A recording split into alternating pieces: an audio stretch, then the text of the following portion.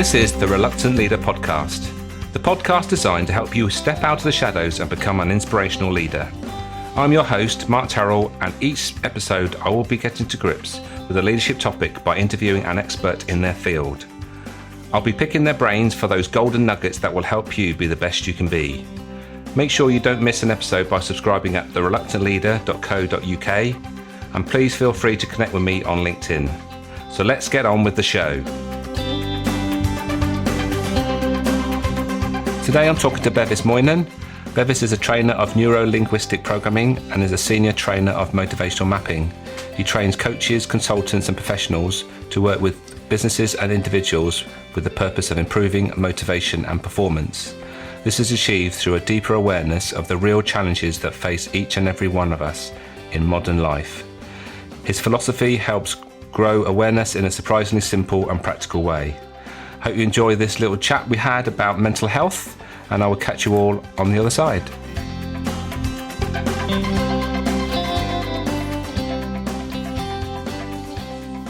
So Bevis, welcome to the Reluctant Leader podcast. Oh, hey Mark, good to talk. I was looking forward to talking to you today, as I do with everybody really. And one of the things that we've talked about in the past is mental health, and it's obviously something that is close to both our hearts. So I'll be looking forward to talking about that as we progress through the podcast. But one of the things that I ask everybody right at the beginning is that what I'd like to know, and I'm sure our listeners would like to know, is why do you do what you do, and what was the pivotal moment that led you to do it? Oh, crikey. So, yeah, there were a couple of pivotal moments, really.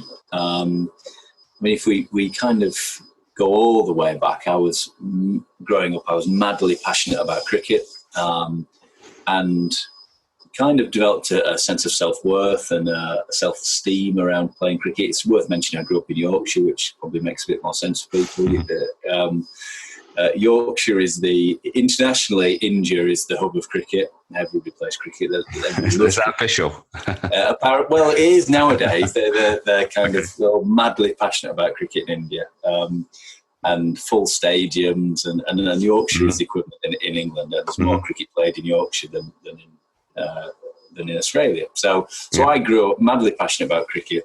And looking back, I kind of ended up, without really realising it, there was points on that journey that where I stopped enjoying it. And I didn't notice at the time because I wasn't aware enough. Obviously, I was quite young. But I remember being stood on the cricket field, being terrified of dropping a catch. I was kind of representing Yorkshire at the time. I went on to play for England at amateur level. And so, if you like, my journey started then because I ended up becoming so afraid that I had a county cricket trial that I didn't turn up to. And again, I wasn't really aware what was going on. I just chose to bail from that opportunity. And so years later, when I was 30 years old, the chairman of my cricket club, and again, cricket was still a big part of my life. Age 30, I was captain of my local club and on the committee and trained twice a week and playing twice a weekend. He literally overnight handed in his notice from his national sales role and started up a new business. And I was like, oh, hang on, what's that all about, James? And he started to have some conversations with me about NLP, which was sufficient that made me curious. And that's all it was. And I was still very, how do I say this? I guess I was pretty cynical about personal development. Mm-hmm. At that stage of my life, I thought life coaches were con artists. I was a pretty dour, typical northerner back then. And no offence for our northern listeners who are more enlightened than I was. So I found myself on a one-day intro day. And again, that sparked my curiosity to then actually invest in myself and found myself on a 7-day practitioner course. So that was a start, really. Mm-hmm. And on that journey, I then learned loads about management. I was in a management role at the time, managing people, managing teams of people, getting frustrated by all the usual things managers get frustrated by: inability to handle conflict, squabbling within the team. I used to get frustrated by my team's inability to deal with complaints effectively. So I was really on the course twofold, really. One, just because I was curious about something James had said, and obviously what he'd done, and two, because I wanted to improve as a manager and as a leader. So that was the starting point, and then obviously I've just continued learning from there, really. Right. Yes. So those pivotal moments obviously important in the decision you made, and obviously we're all influenced by others and seeing what other people are doing. It was interesting you mentioned about the cynical part, because a lot of people are cynical about learning and personal development, and it takes a while to get to that point where you're accepting of different knowledge, and we know that not everything's going to help us, but it's actually being open-minded enough to actually accept there are things that will help us. Yeah, absolutely. I mean, I was kind of blown away by what I learned that week that really helped me as a manager and as a leader, helped grow my confidence and my influencing skills, and obviously learned lots of things that I didn't know. There was also still things that I learned I was still very cynical about. The therapeutic elements of NLP I was still very, very cynical about. And it wasn't really until I committed to the master practitioner journey a couple of years later, back in 2010, where it was during that week that I overcome or understood this pattern of avoiding failure and being afraid of failing, and a sort of self-sabotage pattern that had run from my teenage years onwards, where I was avoiding failure to stay safe and stay comfortable. And it was like a massive light bulb went off in my head. I was like, oh, geez. And letting go of that pattern, really. I mean, I went on my master practitioner course in 2010, with the intention again of it helping me in my career. And the day I left the course, I set up a new business. So that was definitely a pivotal moment. The next pivotal moment after that, and I know these are close to mine and your heart, some 8 months later, I had set the business up. I was now coaching. I was still employed. I told my boss I was leaving, and he was actually quite open to that. We were just having a conversation about exit plans. And then I filled one of these strange motivational map things out. And I was already on the journey. But what the map did for me is it really explained fully that as a high searcher spirit creator, working in local government at the time as a manager, I was absolutely doing the right things. And my kind of dreamy, wishy-washy plan, which had a bit of a vision in it, all of a sudden became much more concrete, much more firm. And I then I actually sat down after I'd completed my map with my boss at the time, who's still a good friend, and said, look, my intention now is to have left within 12 months.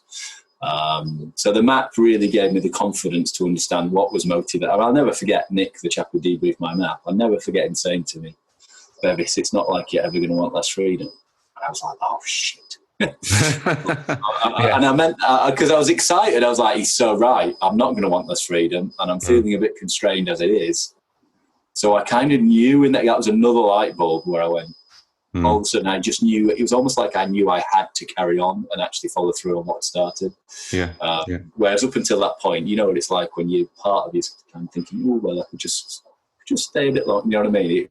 At that moment, I fully committed, which of course is both terrifying and exciting. Yeah, and we're all looking for signs that we're doing the right thing, and obviously that's another thing that came along to confirm that what you were doing was the right path.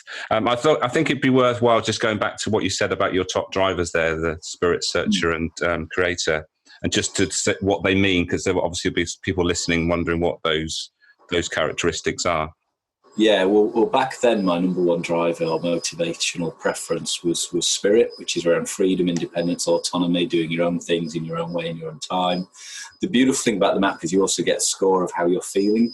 So I was feeling 40% fulfilled in that driver, which again makes a lot of sense when you work in local government. They just brought this thing in that you had to share your calendar so that people could see what you were doing every moment of every day, and I really didn't like that. So yeah, there was the search. The spirit was my top driver. The search was number two, which is around meaning and purpose and doing worthwhile work and helping other people. And albeit that wasn't that poorly fulfilled at the time, because I was working in leisure, helping people ultimately to get fitter and more active, and developing kind of leisure centres and projects. I knew it also wasn't where my passion was going. I'd found this new passion around coaching and consulting, and that's where I wanted to. That's, if you like, where my energy was flowing. That was the direction. Yeah. And then the third driver was, for me, and still is, innovation and creativity, doing new things in new ways, new ideas. And again, that helped me unpick a lot of conflict at the time from where I was working. Because, of course, I was working with a lot of people who were motivated by security and stability. And it actually really helped me, albeit I was exiting, it really helped me improve the quality of my relationships with my peers during the last 12 months of my work. So much so that when I left, I ended up consulting for my old employers and actually doing some motivational map projects with a chap called John, who had previously been my nemesis. And I mean that in the nicest possible way. Me and John are good friends, but we certainly clashed for a number of years. Yeah.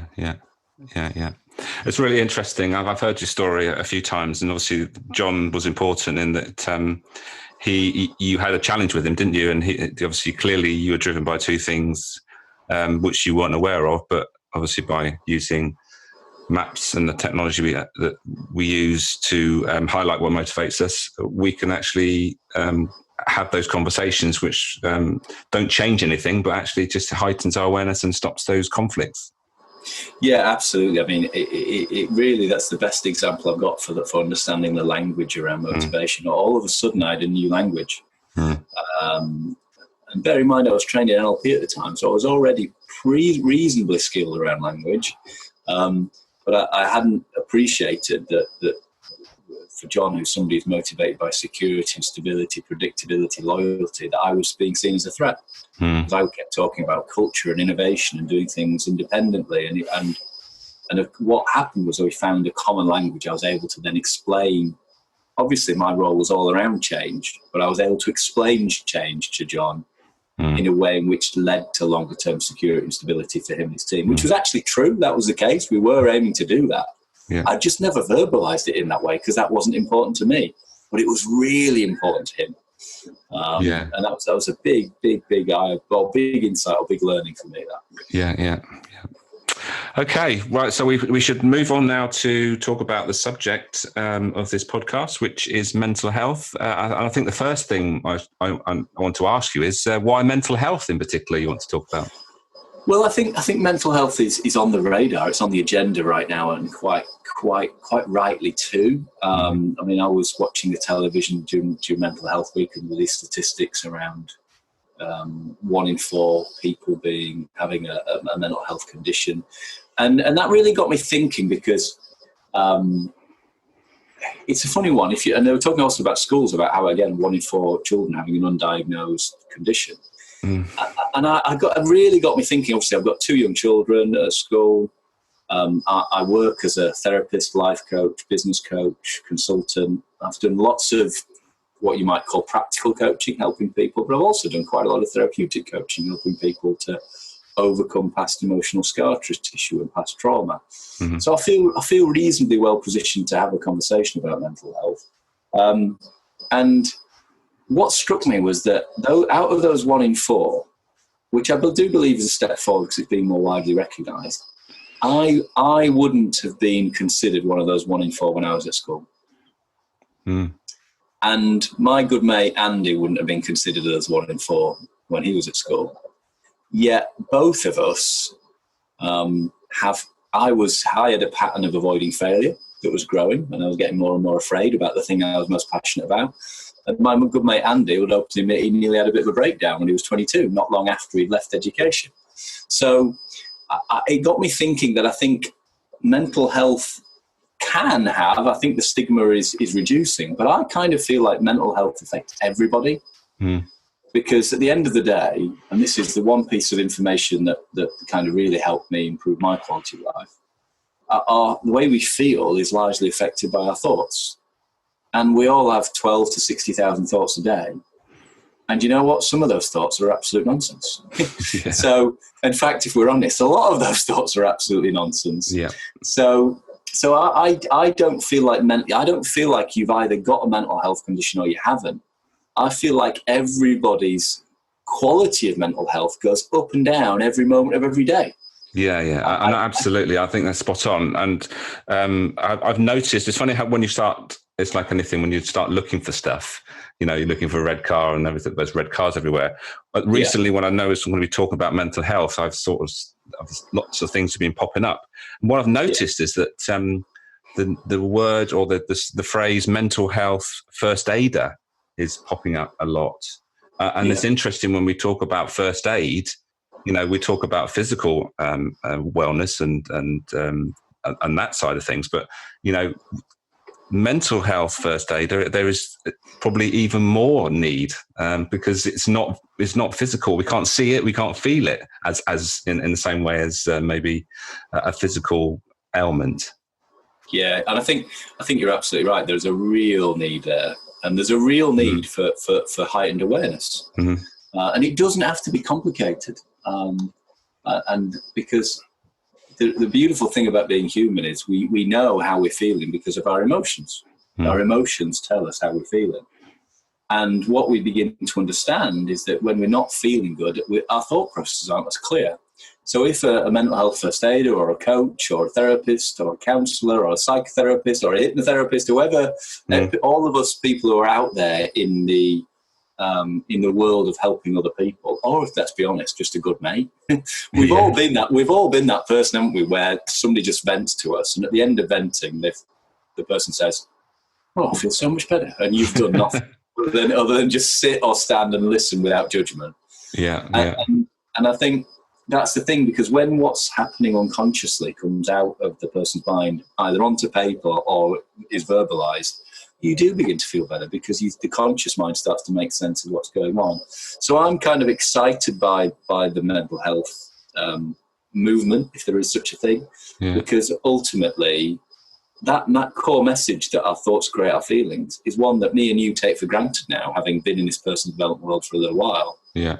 But the vast majority of the population have no idea. That they think I am anxious, and they've not. And if you feel you are anxious, there's kind of nothing you can do about it, because there's a feeling. I was having a coaching session yesterday with a lady whose son had a panic attack at school, and it turned out they found where it came from and what the trigger was. But he didn't feel like he felt disempowered because it was just, I have anxiety. Well, when you understand that it's actually anxious thinking that's causing anxiety, then there's all of a sudden you're empowered to find out what the thinking is and have a conversation about that thinking and hopefully let go of that thinking and move forward. So I'm really, I'm passionate about mental health because I don't know how many thousands of hours of coaching I've done, but lots. And even when it's labelled business coaching, it's largely not. It's about helping people find clarity, peace of mind, and often helping them to improve their relationships at home as well. Yeah, I mean, there's not really no such thing as business coaching as such. It's people coaching, isn't it? Yeah. Majority of the time, that's the case anyway. Absolutely. So I absolutely resonate with what you're saying, because I can remember when I was in my leadership position, going back a few years, that I felt trapped in what I was doing. I felt that I didn't have the skills, I didn't have the knowledge. Felt that it was just on a downward spiral of just getting worse and worse, and all this this feeling of being responsible for the business and the people that worked in it. You can quite quickly get into that downward spiral of there's no way out of this. What can I do? And not really finding anything that can help you. And I think the important thing of what you've already mentioned is actually just reaching out and finding people that can help you, because there's a myriad of people that can help, especially with mental health, and stop you to getting into that downward spiral of thinking, so that you actually make better decisions based on clearer thinking, which isn't about the emotional situation that you're stuck in, or you feel you're stuck in. Yeah, absolutely, because the emotion is only a product of. I mean, I like to use the analogy that what is stress? Because stress is an overused word. Stress really is repeated pressure. And what is repeated pressure? Well, pressure ultimately, if we experience it as human beings, is repeated thought and repeating patterns of thought. So yeah, the main thing is to reach out, because it's, if you like, our egoic mind isolates. And when we're not feeling good, so my client yesterday nearly didn't turn up.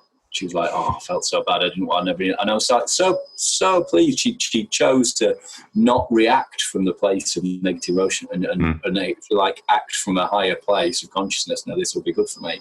And then within an hour, she's feeling great because all of a sudden she feels like she's got some solutions. So absolutely reaching out and talking to somebody. And I had the same experience after I became a parent. I don't share this story very often, but 2 months after becoming a parent, I wasn't feeling quite right. And I had no idea why. And at the time, I was a master practitioner of NLP. I was a master practitioner of timeline therapy and hypnosis and trained in motivational mapping. And I was telling myself the story, you shouldn't feel this way because you know all of this stuff. But the fact of the matter was I did feel that way. And actually, having then reached out, I told them that I was kind of spent a couple of months battling with myself and resisting it, which I think if anybody is listening to this story, having experienced something different, as soon as you stop battling and stop resisting and accept that there is something not quite right, that's the moment that things start to improve for you. So I was lucky. I was part of a coach community. So I reached out to a couple of people I really trust, had a couple of conversations. And the upshot ultimately was what I realized was that there was just a lack of space in my life for me. So I was really busy coaching 30 plus hours a week and all of the admin and administration around running a business. And then I was coming home and obviously as a new dad, things were busy at home too. And there was also a little bit of guilt around feeling that way. So it took a little while and a few conversations. And the upshot was I ended up learning to meditate. And I now meditate regularly, aim to meditate every day, don't manage that all the time.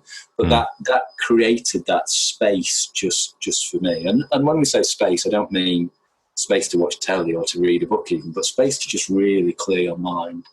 And that's been hugely beneficial for me. And of course, the health benefits of meditation are now proven. Yeah. And as you've mentioned it again there, the importance of just reaching out and talking. It doesn't necessarily have to be an expert, just someone that is going to listen.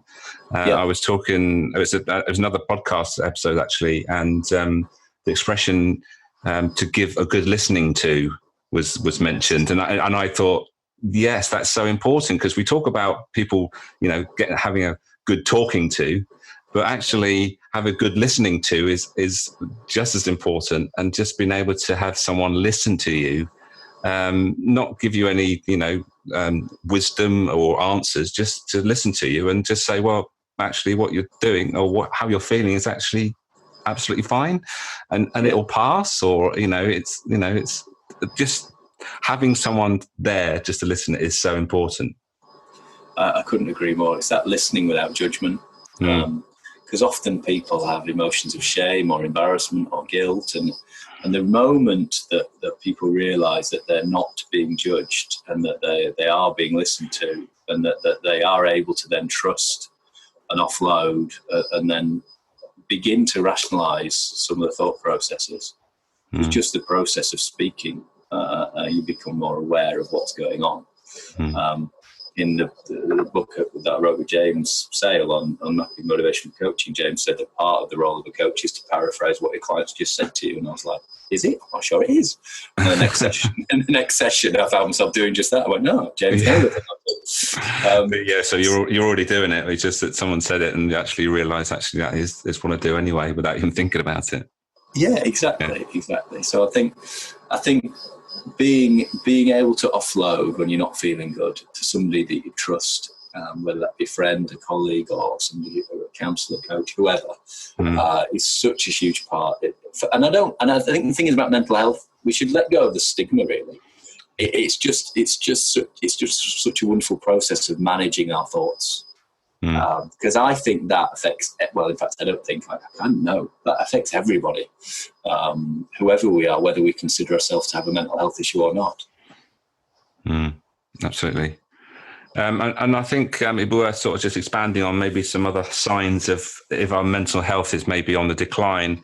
You've mentioned a few things, but is there anything else that comes to mind that signs that you are starting to, maybe not make good decisions? Yeah. Well, I think there's twofold here. There's the signs for the individual, and there's the signs for, if you like, employers or managers or leaders. So signs for individual are actually that you're low on energy, obviously, I say obviously, but people might not link the two, being lower on energy than normal, withdrawing, and I don't mean just deciding to stay in one evening because you're a bit tired. I mean persistently withdrawing from activity and, if you like, social activities. So withdrawing, being low on energy, and of course the obvious one is experiencing persistent negative emotion. The negative, and a thing I try and help people to appreciate is negative emotion is a gift. It doesn't feel like it, but it really is, because it's telling you that there's something to learn about your thought processes, which once you've learned, that emotional pattern will disappear. So those would be the signs for an individual: low on energy, withdrawal, and persistent negative emotion.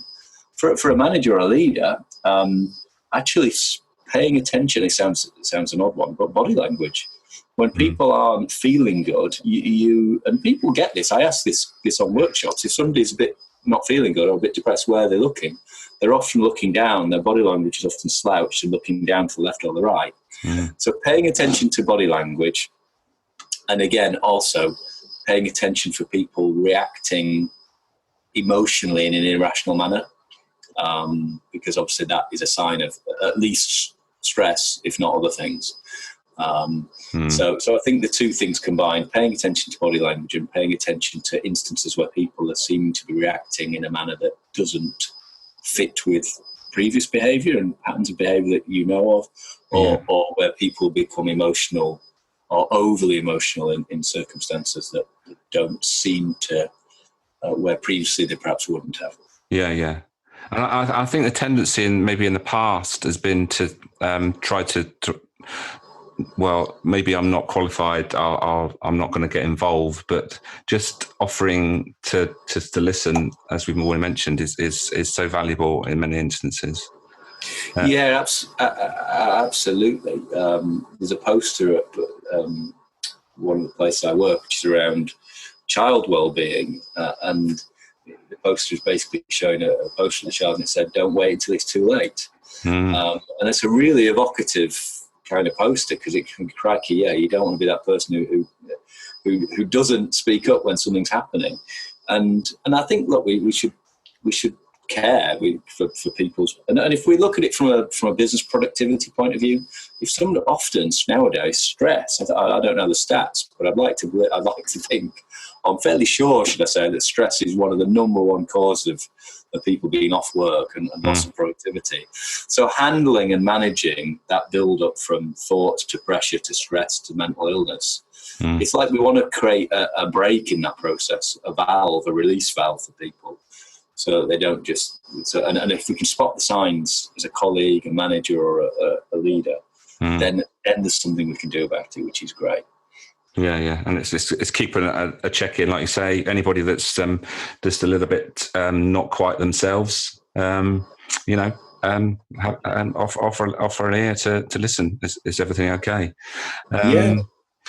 Obviously, we could talk about this for hours, Bevis, and I think obviously all what you've already said is really valuable. But just to finish off a conversation, I'd just like to maybe offer you the opportunity just to sum up maybe 3 tips for those listening that maybe are in a leadership role, how they can use what we've talked about to maintain theirs and their team's mental health.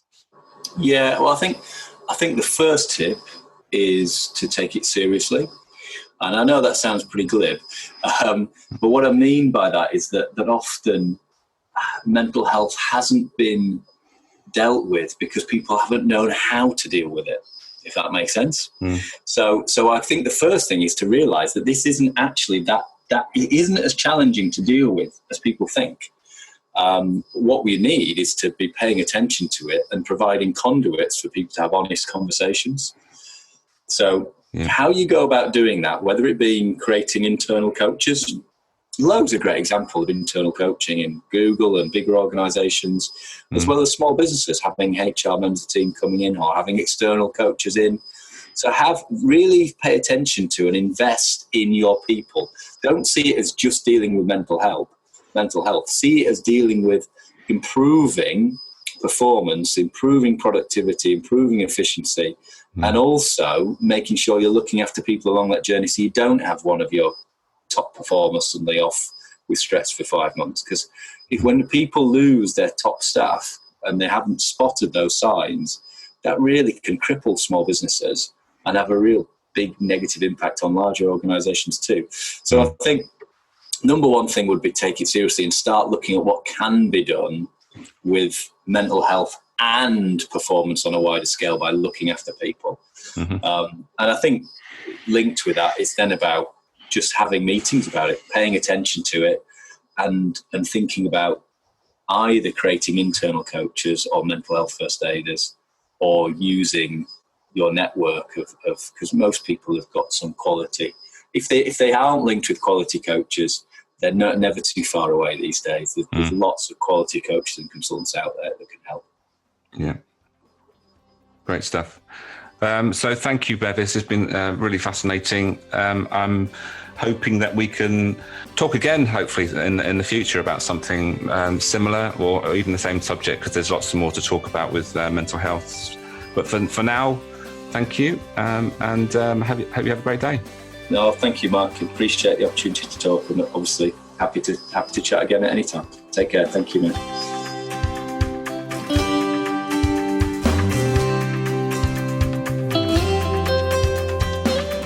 Thank you for listening today. As action leads to outcomes, make sure you make a note to start, stop, or continue doing whatever struck a chord in this episode. Don't forget to subscribe at thereluctantleader.co.uk, where you'll find links to all the past episodes, blogs, and how you can get in touch with me. Until next time, bye for now.